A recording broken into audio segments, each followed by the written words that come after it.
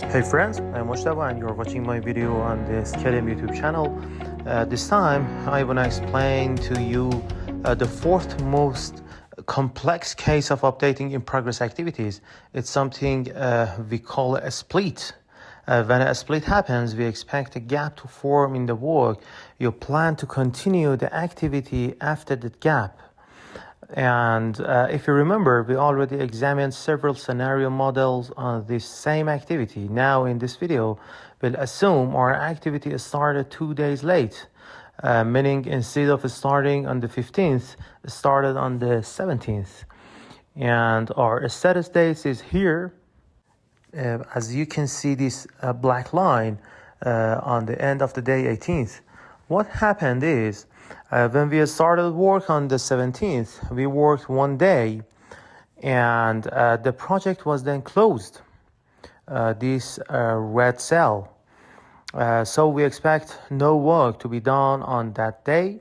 Therefore, our actual duration becomes 1 day and the remaining 9 days are the remaining duration, this area.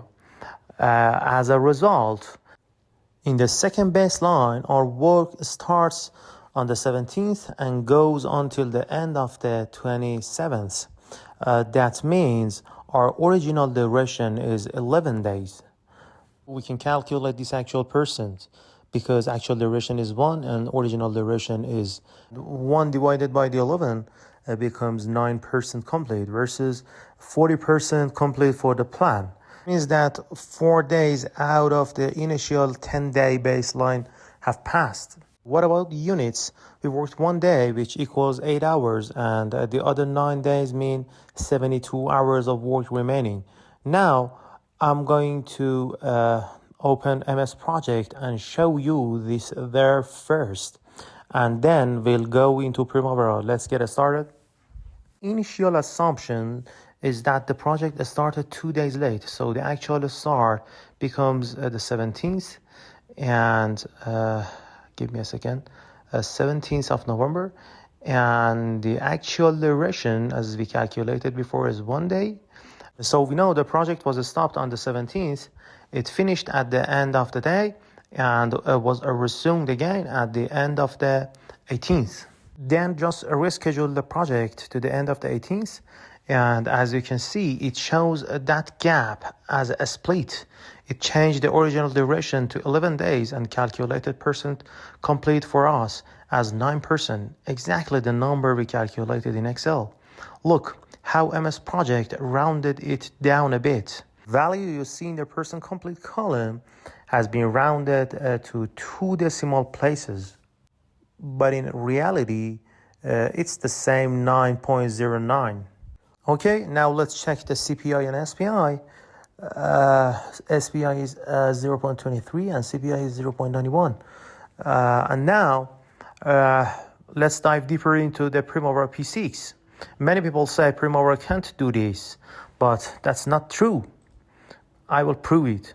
First, let me create this project exactly the same as in MS Project, starting from the 15th. Now I'll take and assign my baseline to the project. First, I have to maintain baseline, hit close, and then I'm gonna assign it. Okay, that's done. Okay, let's begin. The activity started on the 17th. As you can see it, slept 2 days. We'll enter the day off in this model. First, a start date of the suspension, and give me a second.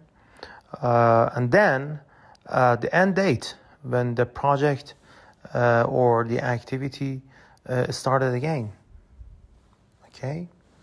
Because I switched the setting to manual, I'll also set the actual units, 8 hours, and the resource section, I'll assign the resource. Now I want to reschedule it. Do the same sequence of action exactly like I do, so you get the correct result. Now reschedule it to the 18th. Press schedule button and check the outcome. It calculated 1 day as actual duration for me. Now stay with me. I want to tell you some interesting points. Go to the resource assignment tab and see here it shows 1 day worked, 1 day closed, and it's planning the remaining 9 days. It's interesting. Actually, I should have rescheduled 1 day earlier. I forgot it. Although it doesn't make a big difference since that today is the off day. So I'm gonna reschedule to the 19th. Yeah. I want to show you what happens. It colored those 2 days blue on the Gantt chart, but it counts actually as 1 day for me. Let's go to the resource usage profile. Watch carefully here. Look, in this bar chart, you see here, it has counted 1 day as actual work in blue. The next day is a non-working and the day off. And the following green bars represents the remaining 9 days. And this is exactly the split. The very important point is that in Primavera, you can do this only once for an activity. That suspension and resume date is saved in the software's memory just one time. If you change it later, it will alter the previous history. Whereas in MS Project, you can stop and continue the work many times, and it won't touch the previous entries. It saves the old stop and resume history instead of overwriting it. Great. Today, we learned how to model a scenario of this complexity, both in MS Project and in Primavera P6. And that was an important step. Now, I want to compare the results, but before that, let me enter 9% in Primavera P6 for calculating earned value items. Now, I want to compare them. It's calculating SPI as 0.23 and CPI as 0.91. And I'm going to compare with MS Projects. As you can see, yes, they're correctly matched. Very nice. That's done. Okay, friends, you really need to practice this a lot to master these topics. They are key and vital for you, for your professional path. If you need a mentor or a good coach along your learning journey, you can contact me. I teach both of these software packages professionally, and I promise that after attending my classes, your perspective on the work you have done so far will change. Let me show you those beautiful charts again, which correctly demonstrates the concept of a split in Primavera. Again, thank you for your constant support. Don't forget to like and subscribe to the channel. And if you liked this video, share it with your friends so they see the next video.